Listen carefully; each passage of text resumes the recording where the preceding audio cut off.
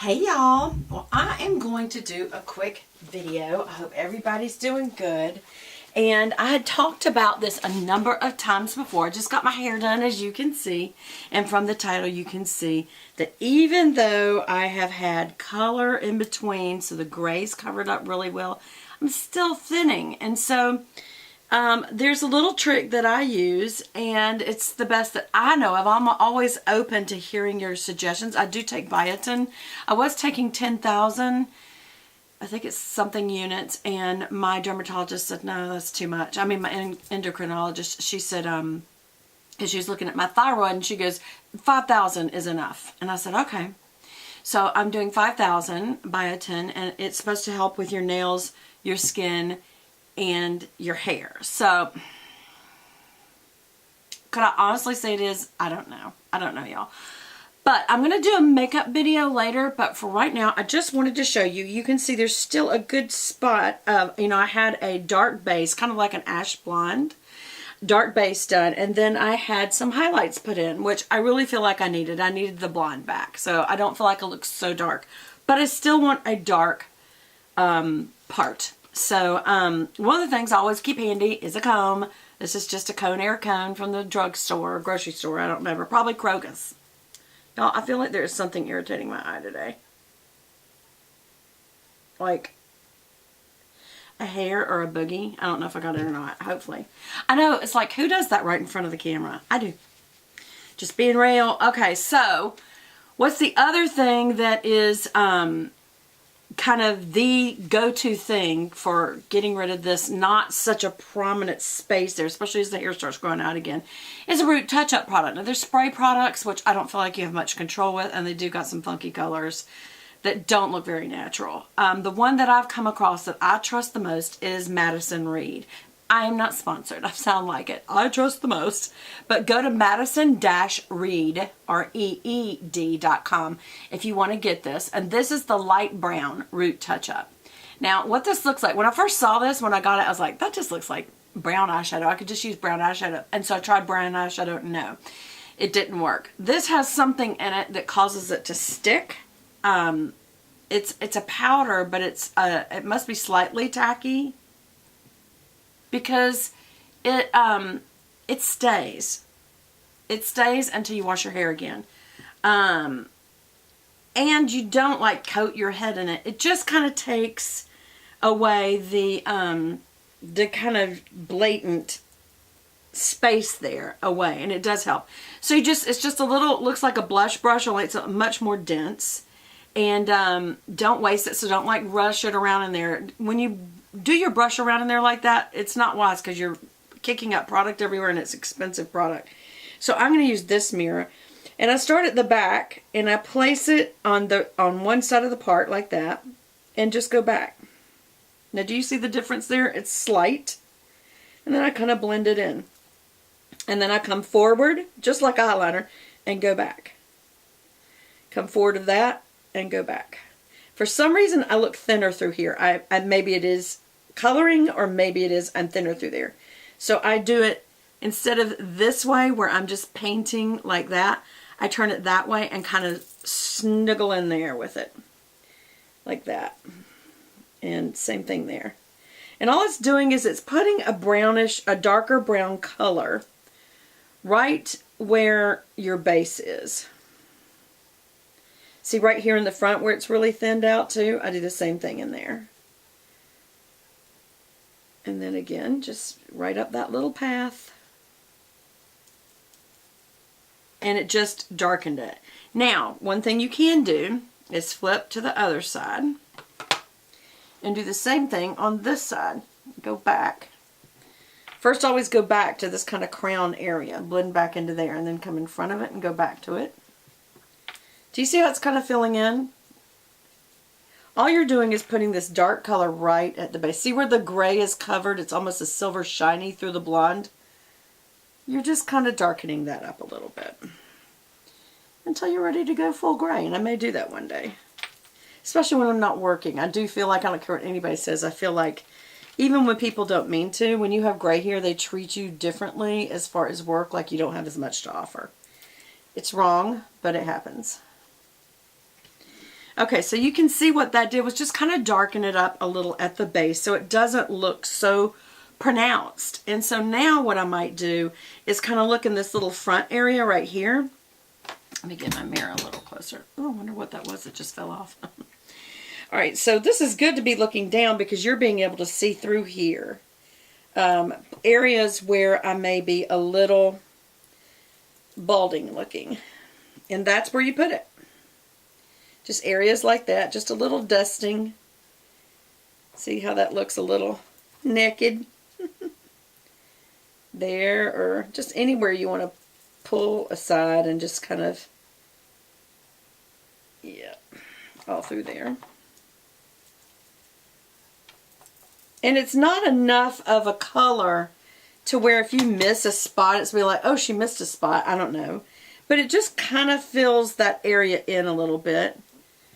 I don't use as much on this side, but I do it right at the base, right there. Just because that's kind of whitey. There. And this would work with black or white skin. It just, if you're black, I would say that you need to get a darker color, or if you're Hispanic. Like this is light brown. I would go probably, well, whatever matches what your root base would be, not your skin color. But if you are an African American person and your skin is black and or dark brown, then you would go with those colors. If you're a lighter colored person, like Hispanic or an African American who is not so dark skinned, then I would go with something close to light brown or brown. I think you do have to experiment. I lucked out in that the first time I did this, I feel like I got the right color. Again, I am going right here at the base. And this is just like any other getting ready product. Do you see the difference it made right there? Sometimes in some areas it makes a huge difference.